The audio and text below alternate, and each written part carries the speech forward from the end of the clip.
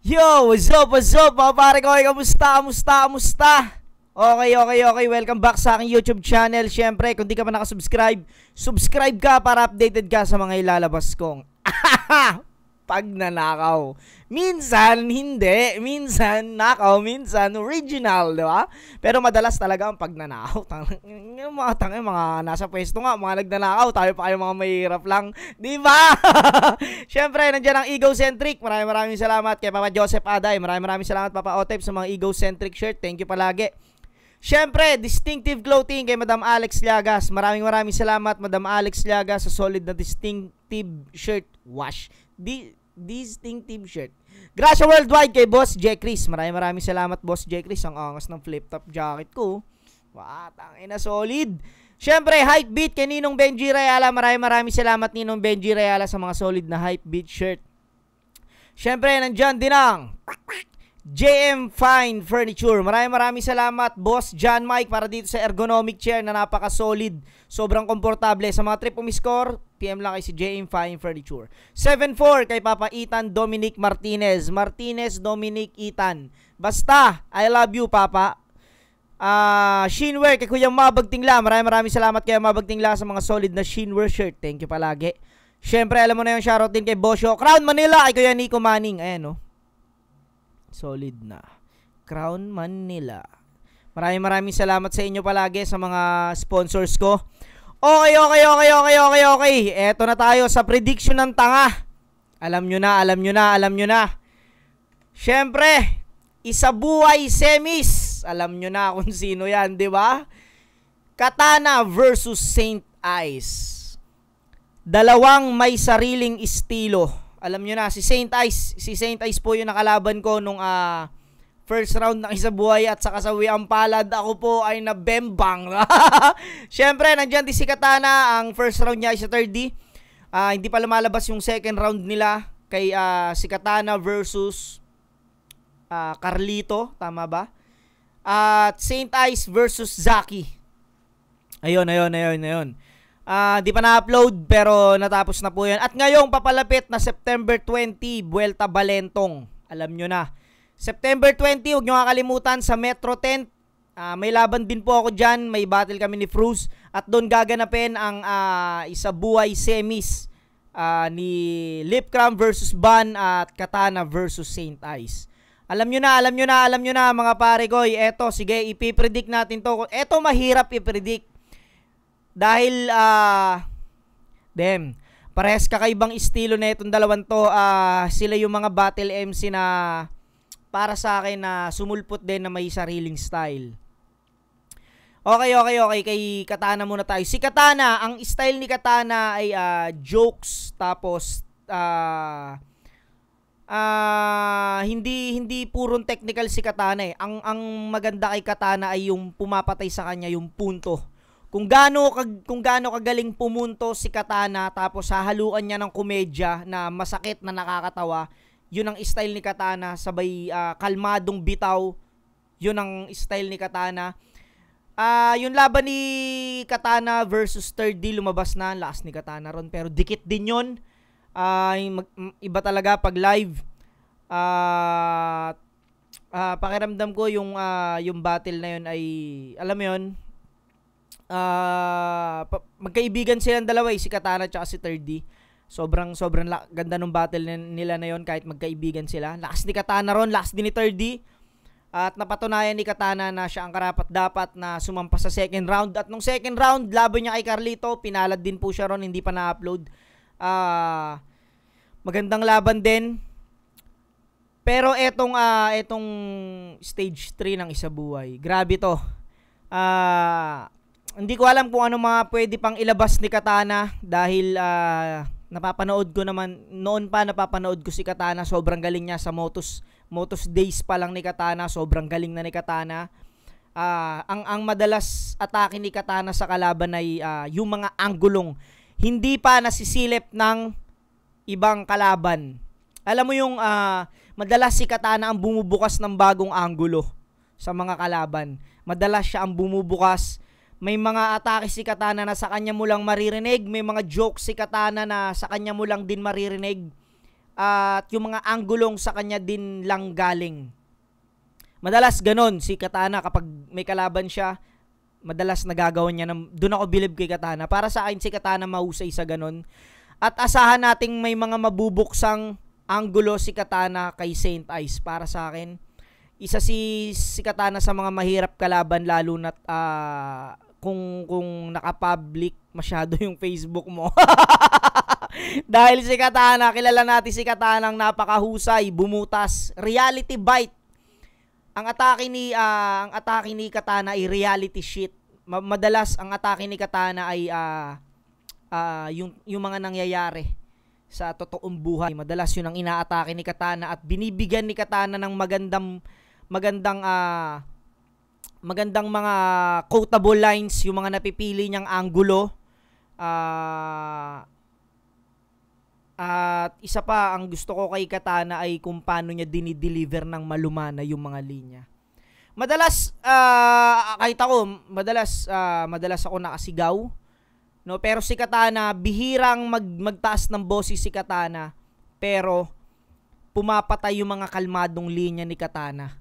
Yun ang delikado pag si Katana ay nagseryoso, ng dire-diretso, kaya kanyang patayin sa isang round para sa akin. Kung di nyo pa naispatan yung laban ni Katana versus Diyos sa Motos, napakalakas ni Katana ron. Isa yun sa mga paborito kong battle ni Katana. Katana versus Diyos, kung di nyo pa ispatan yun. Pukin ang ina, doon ko unang napanood kung gaano kawalang ya si Katana. Sana lumabas yung ganong Katana dito sa laban niya kay Saint Ice. Kung ganong Katana ang lalaban kay Saint Ice, pakiramdam ko puta mahihirapan si Saint Ice na tumagos kay Katana. No doubt kay Katana na mahusay si Katana. Isa si Katana sa mga rookie ngayon na hindi naman naabot ng stage 3 si Katana kung di siya magaling para sa akin. Hindi katulad namin, mga bobo kami, mga tanga-tanga kami. Yun ang style ni Katana, kalmadong mahusay sumilip ng anggulo, mahusay bumutas, at magaling na joker na may sariling flavor ng jokes. Magaling sa timing. Yun ang style ni Katana. At si Saint Ice naman, alam nyo na, puta kung anong kakayahan ni Saint Ice. Napakagaling ni Saint Ice. Sumilip din ng anggulo. Magaling siyang magaling siya sa technical mismo. Technical mismo ang atake ni Saint Ice.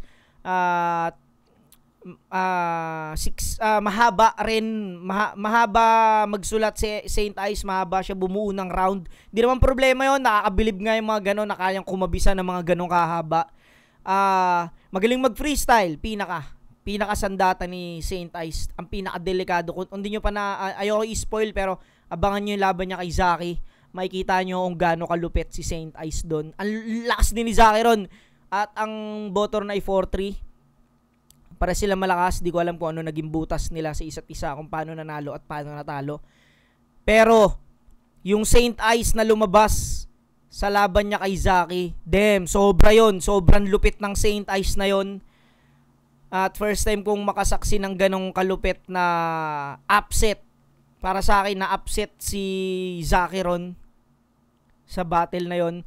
Pakiramdam ko mas malakas si Saint Ice sa battle niya kay Zaki. Para sa akin lang naman, mas malakas yung Saint Ice na yon. Kasi yung pagkatalo ko kay Saint Ice, pakiramdam ko hindi pa talaga yun yung perfectong Saint Ice. Pero nung laban niya kay Zaki, yun na yung perfectong Saint Ice para sa akin. Yun ang Saint Ice na sana lumabas din sa laban niya kay Katana. Si Saint Ice, malupit sumilip ng anggulo, magaling magtahi ng linya. May flavor din pagdating sa paggawa ng mga jokes at technical na sulat. Magaling si Saint Ice doon sa freestyle, magaling si Saint Ice. At yun, may sariling estilo ng pagde-deliver ng linya. Pareha sila ni Katana. Halos pareha silang parang nagsasalita lang, no? Pero yun nga, mas kung idadaan natin to sa rap skills, mas lamang si sa rap skills, si Saint Ice para sa akin. Mas parap ang technique ni Saint Ice sa battle, mas yung approach niya sa battle ay mas parap kaysa kay Katana. Si Katana naman, yun nga, yung malumanay na estilo pero delikado. Magiging maganda tong laban na to. At sana hindi mahirapan yung mga judges dahil pag ang battle na to ay sobrang naging dikit, yung halos hahanapan na lang ng kung ano yung pwedeng ihanap na butas sa dalawang to. Pakiramdam mo mahihirapan mga judges natin dito. Katana versus Saint Ice, putang ina, parehas magaling tong dalawang to. Kung bakit sila nagtagpo dyan. Kung ibabase, para sa akin kung ibabase ko to sa napanood ko sa mga huling battle nila, laban ni Katana kay Carlito at laban ni Saint Ice kay Saki, pakiramdam ko lalamang si Saint Ice dito. Hindi to 80-20 or 60-40, hindi. Dikit lang to, pakiramdam ko siguro pwede tong mangyaring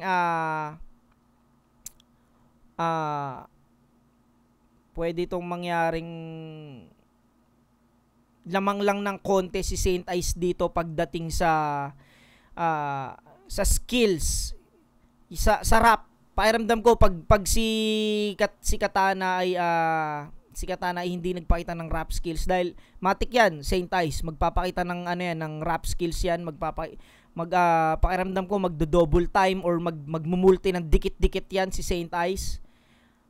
Katulad nung laban namin, yung mahabang scheme ginawa ni Saint Ice, pakiramdam ko isa yun sa mga nagustuhan ng judges dahil rap yung approach niya. At yun, kailangan ay mabutasan ni Katana si Saint Ice ng sobrang magandang butas, dahil once na hindi niya nabutasan na maganda si Saint Ice dito at na freestyle ni Saint Ice, nakagawa na naman si Saint Ice ng isang malupit na freestyle, pwedeng todas si Katana rito, pero hindi natin alam. Si Katana, puta, magaling din to mag-adlib. Pero kung ibabase nga natin sa mga huling battle nila, pakiramdam ko Saint Ice to. Siguro mga 35-65 or mga 70-30. Parang hindi, dikit. Pwedeng siguro lamang lang si Saint Ice na mga 5%. Siguro mga 50 tas 45, para mga ganun. Parehas sila may sariling estilo Pero kung i-base nga sa huling battle nila, Saint Ice ako rito. At sana mapatunayan ni Katana na mali ako sa hula ko na to, dahil mataas din ang expectation ko kay Katana. Pero yun nga, yung believe ko ngayon kay Saint Ice sa mga pinakita niyang dalawang sunod na battle, iba yung believe ko kay Saint Ice ngayon. Sana magampanan ni Saint Ice yun. At sana mali naman ako sa pag-predict ko rito kay Katana. Dahil alam nyo naman, expect the unexpected, dahil mahirap talagang basahin kung anong mga mangyayari sa event. At parehas din silang malakas sa crowd. Parehas silang paborito rin ngayon ng crowd.